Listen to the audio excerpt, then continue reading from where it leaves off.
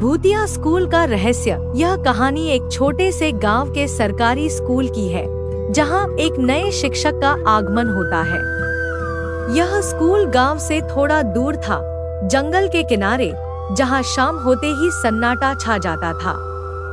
नए शिक्षक का नाम था राजीव, जो शहर से इस गांव में पढ़ाने आया था। उसे इस स्कूल के बारे में पहले ही अजीब बातें सुनने को मिल चुकी थी, लेकिन उसने उन्हें सिर्फ अफवाह मानकर नजरअंदाज कर दिया। पहले दिन जब राजीव स्कूल पहुंचा, तो स्कूल के बच्चे उसे देखकर सहमे हुए लग रहे थे। उन्होंने उससे बात करने में भी हिचकिचाहट दिखाई। राजीव ने सोचा शायद यह नए शिक्षक से मिलने की शर्म है। स्कूल के अन्य अध्यापकों से उसकी मुलाकात हुई, पर सभी अध्यापक उसे अजीब से लगे। वे बस यंत्रवत पढ़ाते और बिना किसी बातचीत के चले जाते। राजीव को यह बात थोड़ा खटकने लगी। शाम होते ही स्कूल का माहौल और भी डरावना हो जाता था। एक दिन जब राजीव देर शाम तक स्कूल में काम कर रहा था, तो उसने सुना कि एक कक्षा से किसी के हंसने की आवाज आ रही है। वह चौंक गया, क्योंकि उस समय स्कूल में और कोई नहीं था। उसने सोचा कि शायद कोई बच्चा अंदर छुपा हुआ है, तो वह कक्षा की ओर बढ़ा। जैसे ही वह दरवाजे के पास पहुंचा, आवाज अचानक बंद हो गई। उसने दरवाजा खोला, लेकिन अंदर कोई नहीं था। यह देखकर उसके रोंगटे खड़े हो गए। अगले दिन उसने स्कूल के चपरासी से इस बारे में पूछा। चपरासी ने बताया, सर, इस स्कूल में रात को रुकने वाला कभी वापस नहीं आता। कई साल पहले यहाँ एक अध्यापिका थी, जो बच्चों पर बहुत सख्त थी। एक दिन कुछ अज्ञात कारणों से उसकी मौत हो गई, और तब से उसकी आत्मा इस स्कूल में भटकती है।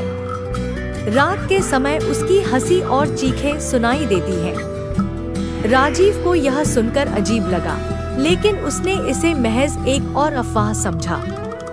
लेकिन वह भी धीरे धीरे स्कूल के माहौल से असहज होने लगा था। कुछ दिनों बाद एक और अजीब घटना घटी। एक रात जब वह स्कूल के दस्तावेजों की जांच कर रहा था, तभी उसकी मेज पर रखी किताबें अपने आप गिरने लगी। उसने देखा कि बोर्ड पर खुद ब खुद कुछ लिखा जा रहा है, तुम भी यहाँ नहीं बच पाओगे।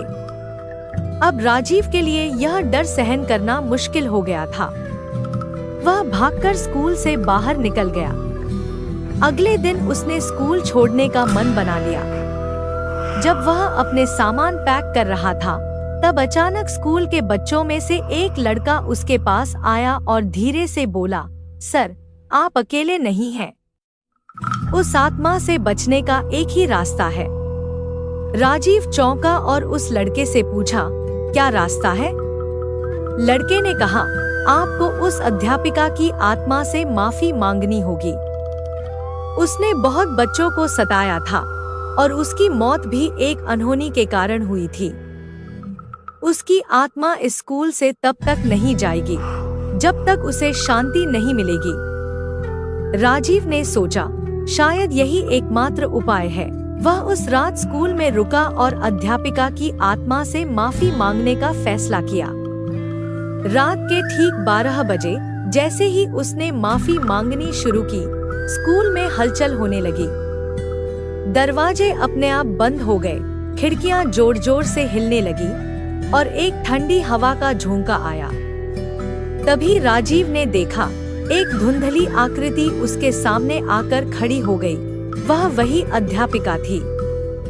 राजीव ने कांपते हुए कहा, मैं आपकी आत्मा से माफी मांगता हूँ।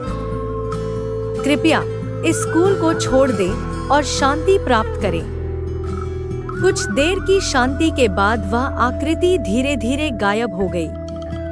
अगले दिन स्कूल का माहौल बदला हुआ था। बच्चों के चेहरे पर डर की जगह खुशी थी। अध्यापकों ने भी खुलकर बात करना शुरू कर दिया। ऐसा लग रहा था जैसे किसी बड़ी मुसीबत का अंत हो गया हो। राजीव ने चैन की सांस ली और समझ गया कि उसने सही रास्ता चुना। उस दिन के बाद स्कूल में कोई अजीब घटना नहीं घटी, और राजीव ने अपना कार्यकाल वहां खुशी खुशी पूरा किया।